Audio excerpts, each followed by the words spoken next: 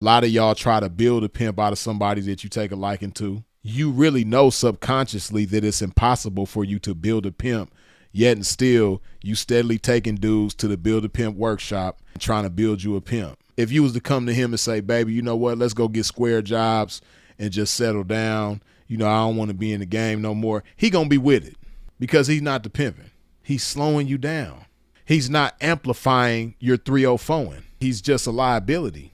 He might be a liability that feels good, but nonetheless, he's a liability. This is what happens with a lot of chicks, man. They got so much potential about themselves, right? You know, they get with these dudes that they know damn well ain't no pimping. And they're tricks who are cool with they ladies pretending to be 304s. So she ain't got to go out there and catch dates. This is why you see so many chicks on the blade in their phone, socializing, smoking, drinking, popping, snorting, doing all the shit, right? Because they with a dude that got his own motion, and it don't really matter if she catches dates or not.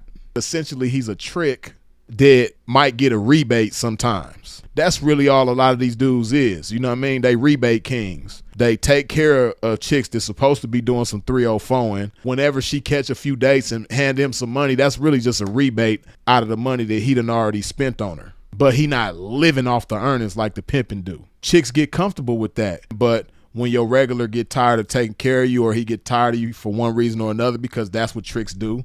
That's a mistake that a lot of chicks in the game make, thinking that this trick is going to be in love with him and take care of him forever, but not understanding the nature of a trick. The whole point of being a trick is having variety and having selection. And a trick is not going to have a monogamous relationship with a 304. You know, and it's so many chicks in the game who make the mistake of believing that, choosing guys that are essentially tricks. See, you are a pimp's motion. A pimp is not going to put his ski mask on and go do something. A pimp is not going to get on here and start scamming.